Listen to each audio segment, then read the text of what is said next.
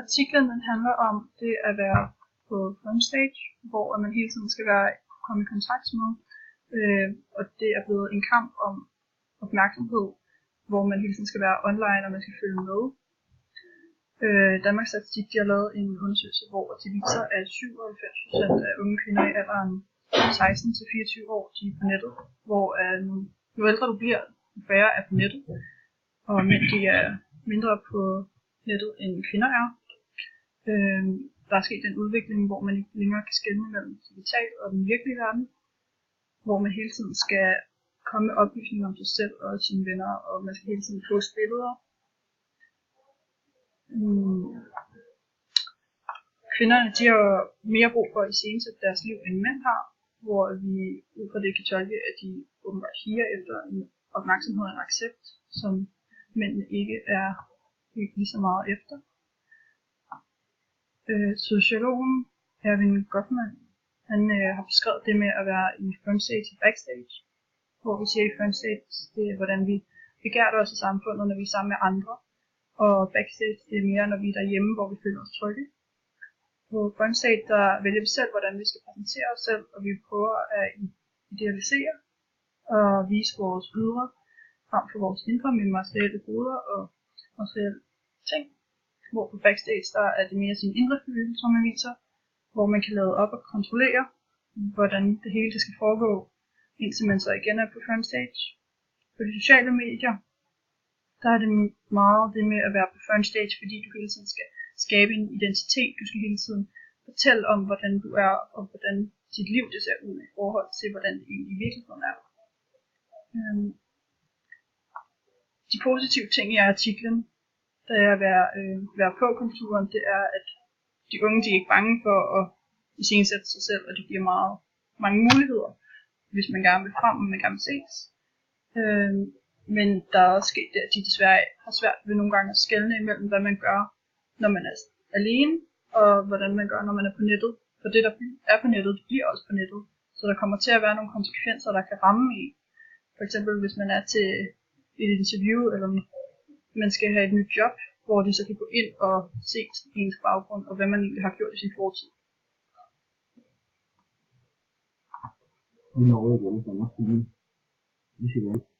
Pigerne i vores generation går generelt mere op i deres frontstage-figur, end drenge gør, og vi piger vil gerne vise os lidt mere frem på de sociale medier, hvor drenge de er generelt mere ligeglade og de er mere tilpasse i deres backstage-identitet. Men de vil selvfølgelig også stadig gerne vise sig frem, skabe en identitet, og som de kan være stolte af at vise frem i offentligheden. Så er de 35 til 44-årige, de er mest på de sociale medier for at følge med i, hvad der sker ude i verden, men også for at skabe et billede af, at de har styr på det hele, og at deres liv bare går som små. Og ja, de har fået et godt liv, og sådan. Hvor at de 65-89-årige, de er højst sandsynligt mest på, fordi at deres børn eller børnebørn har introduceret dem på Facebook for eksempel, og så har de brugt det et par gange, hvorefter de har glemt, at det eksisterer, fordi de er ikke vokset op med elektronik, ligesom vi er, så de har ikke lige så meget brug for det. Og det var nemlig i artiklen, at mange unge er på for at få opmærksomhed og accept fra omverdenen, og nogle har så mere brug for det end andre. Og man kan tydeligt se på reality-stjerner i dag, at jo mere opmærksomhed man får, jo bedre er man. Jo mere de poster, jo mere de retter opmærksomhed mod dem selv, jo mere berømt bliver de også.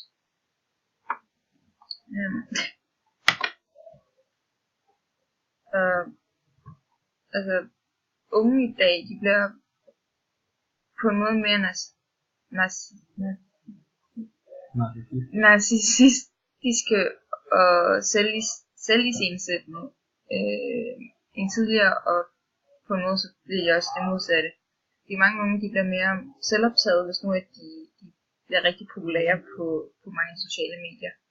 Hvor der også er mange, der faktisk får det værre med dem selv, fordi at de ser en masse billeder af, hvordan omverdenen mener, at den ideelle kvinde eller ideelle mand ser ud, og hvordan den perfekte krop er, eller det perfekte ansigt.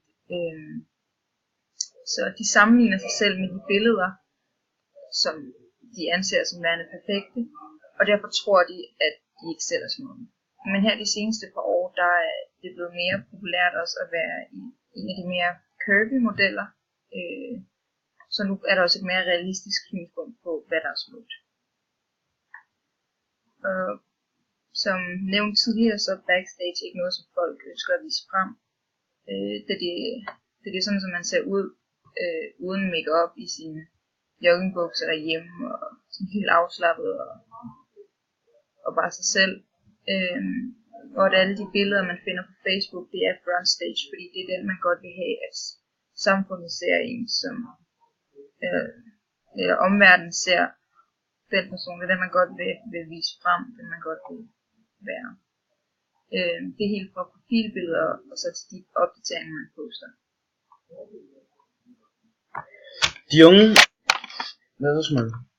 unge lever i fremtiden, og unge i alderen til 14 og 15 års forbrug af tobak, alkohol og cannabis, den er faldet markant siden 2015, og det skyldes, at de unge og deres forældre, de har en større grad en bevidsthed om, hvilke konsekvenser de valg, de træffer, kan have. De unges fremtid bliver beskrevet lidt som en stoleleg, hvor præmien er en god fremtid, men der er ikke plads til alle. Unge og deres forældre har som sagt en større bevidsthed om de konsekvenser, som alkohol og rygning indebærer.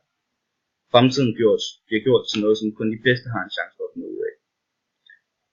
Individualiseringen af vores kommunikation af os selv har en stor indflydelse på dette. Som ung er man meget mere bevidst om, hvordan man fremstår udadtil, end man var før i tiden. Vi er blevet materialister i langt større grad end i de senere år. Fuck man, den kører rundt, sådan der. Selvfølgelig er de unges faldende forbrug af alkohol, cigaretter, cannabis godt, men der har du sin bekostning. Det følger med, at unge er mere stressede, og de tænker mere på fremtiden end nu. Jeg tror ikke, at det er sundt for de unge, at de i sådan en ung alder som 14-15-årige bliver åndet i nakken af fremtiden. Den polske sociolog Zygmunt Bauman ser kritisk på globaliseringen. Han mener, at der bliver større forskel på de forskellige sociale grupper og klasser, og vi i større grad end før i tiden bliver gået til vinder eller tabere. Det er enten eller, der er ikke rigtig noget midtpunkt. De unge, de glemmer at leve nuet, og selvfølgelig skal man ikke drikke og tage stoffer hver eneste dag, fordi det er sjovere at gå i skole. Men i en vis grad der glemmer de unge. De glemmer sig selv. Og hvis man kun har fokus på fremtiden, så bliver man større. De unge, de tænker meget mere på deres karakter end på dem selv. Og før i tiden, der tog man tingene som de kom, hvor nu, der ved langt de fleste unge i gymnasiet, hvor de er om 3, 5 og 10 år.